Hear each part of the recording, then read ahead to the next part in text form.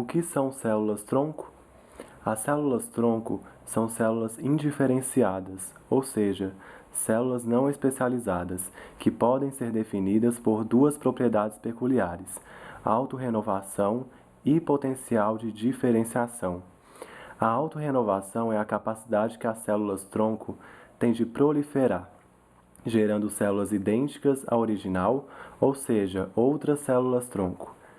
Já o potencial de diferenciação é a capacidade que as células-tronco têm de, quando em condições favoráveis, gerar células especializadas e de diferentes tecidos. De acordo com seu potencial de diferenciação, as células-tronco são classificadas em 3 níveis diferentes: células totipotentes, pluripotentes e multipotentes.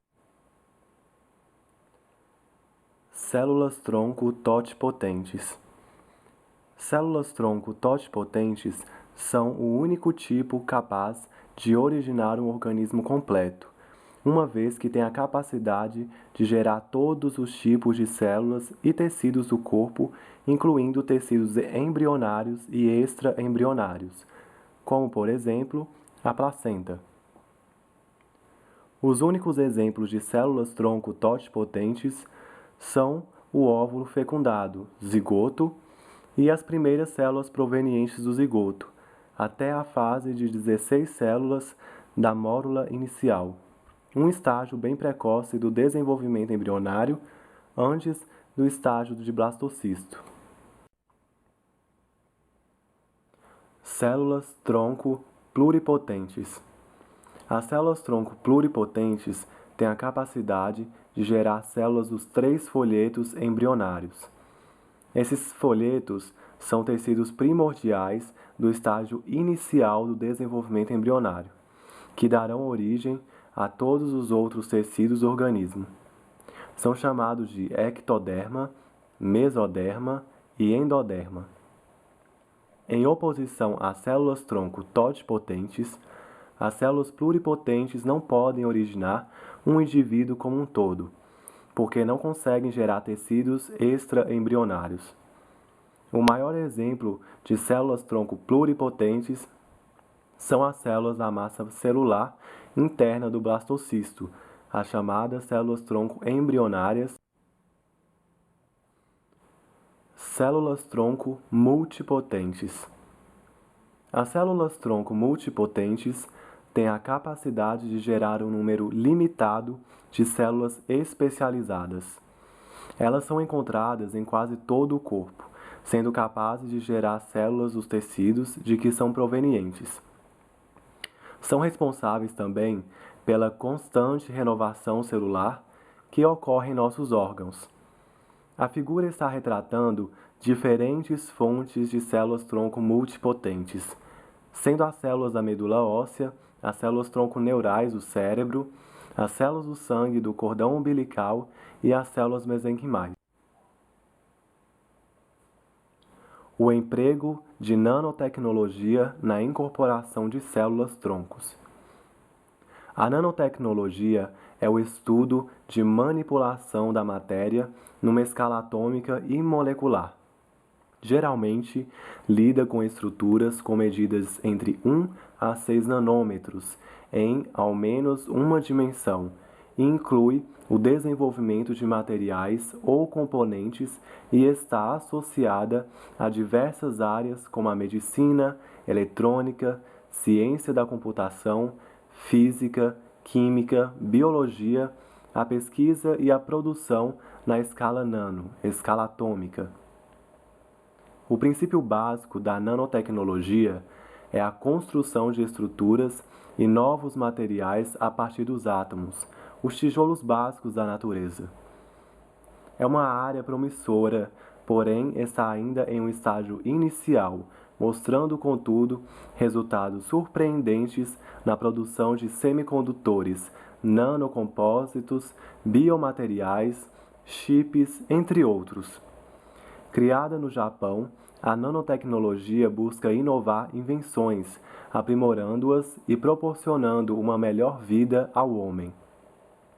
O objetivo principal não é chegar a um controle preciso e individual dos átomos, mas elaborar estruturas estáveis com eles. Existe muito debate nas implicações futuras da nanotecnologia, pois os desafios são semelhantes aos de desenvolvimentos de novas tecnologias, incluindo questões sobre a toxicidade e impactos ambientais dos nanomateriais. Essas questões levaram ao debate entre grupos e governos a respeito de uma regulação sobre nanotecnologia.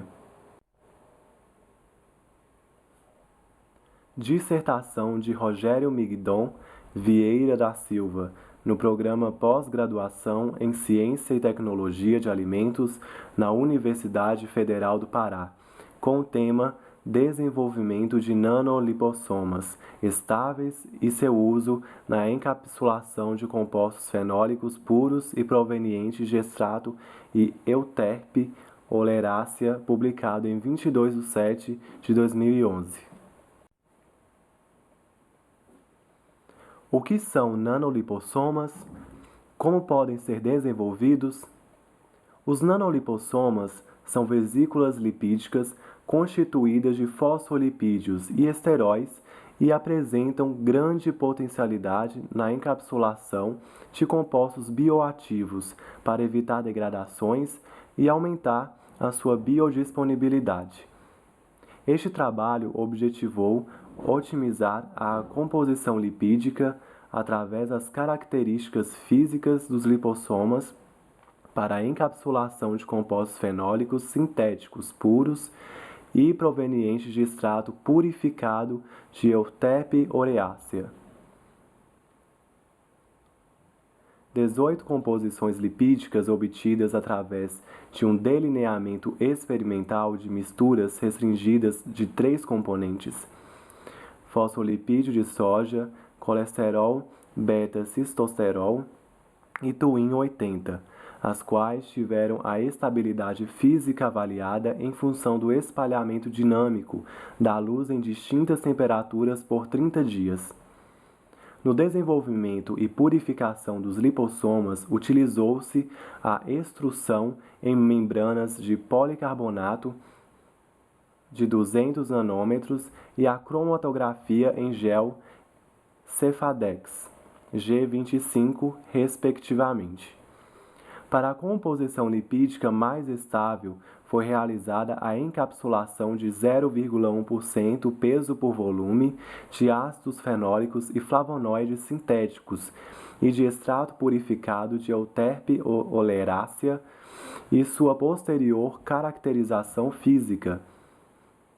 Os nanolipossomas apresentaram a faixa de 150 a 200 nanômetros de diâmetro médio e índice de polidispersão entre 0,2 a 0,4. Os fosfolipídios e os esteróis influenciaram na estruturação das vesículas e do Twin 80 promoveu estabilidade física. Na encapsulação dos compostos fenólicos, o diâmetro médio e o potencial zeta não apresentaram diferença significativa. Contudo, o índice de polidispersão apresentou diferença significativa para os compostos fenólicos, esteróis e interação.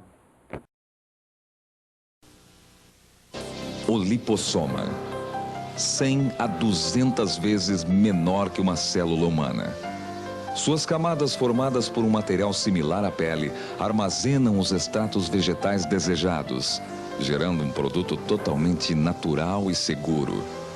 Penetra na pele até a profundidade desejada, liberando o seu conteúdo camada por camada de forma contínua e prolongada, garantindo assim uma ação localizada e eficiente. É a mais avançada tecnologia, apresentando resultados surpreendentes de forma rápida e segura.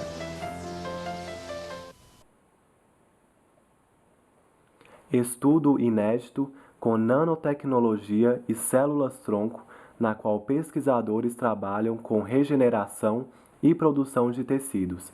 Resultados animadores são esperança contra câncer e lesões na medula. Realizado no Rio Grande do Sul, em 27 de 5 de 2013. com o objetivo de encontrar a fórmula para reconstruir órgãos do corpo humano, um grupo de pesquisadores gaúchos está trabalhando em uma técnica inovadora a partir do uso de células-tronco. O estudo já apresenta resultados surpreendentes e pode, no futuro, ser uma esperança para quem sofre com doenças como câncer ou com lesões na medula. A pesquisa inédita é desenvolvida no Laboratório de Hematologia e Células-Tronco da Universidade Federal do Rio Grande do Sul.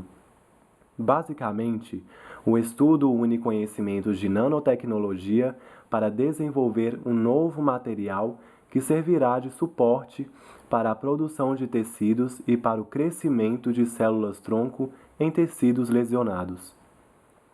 Os pesquisadores já reconstruíram um pedaço de laringe de cobaias usando células-tronco e aplicando conhecimentos da chamada engenharia de tecidos, ou seja, a construção de um tecido ou órgão vivo. A parte da laringe das cobaias que foi substituída chama-se cartilagem tireoide, que nos humanos pode ser destruída pelo câncer. O professor Geraldo Pereira Jotz, chefe do Departamento de Ciências Morfológicas, relata que a cartilagem não cresce. Então, por ser um tecido de difícil regeneração, eles estão mostrando que essa técnica é viável, bem viável, para em um futuro próximo ser utilizada em humanos. O primeiro passo foi cultivar células-tronco em uma espécie de membrana bem fina, denominadas nanolipossomas, usando técnicas de nanotecnologia, uma ciência revolucionária que cria objetos a partir de coisas muito pequenas. A unidade de medida é o nanômetro, que corresponde a 1 metro dividido por 1 bilhão. Usando a nanotecnologia, uma máquina tece a membrana. O fio é tão fino que é imperceptível a olhos nus. Só mesmo no microscópio para enxergar o emaranhado de fibras onde as células-tronco vão se fixar e crescer. De acordo com o professor Geraldo Pereira, é como se nós imaginássemos uma teia de aranha, e as células-tronco vão entrando nessa malha de forma tridimensional. Assim, tenho certeza que em todos os níveis de tecido terá células, não apenas na parte superior, como também na parte inferior. Colocou-se essa membrana dobrada na parte que ficou aberta na cartilagem, dobrando-se e posteriormente a membrana foi suturada. As células mais escuras são as células antigas, as mais claras são as jovens de cartilagem que estão crescendo.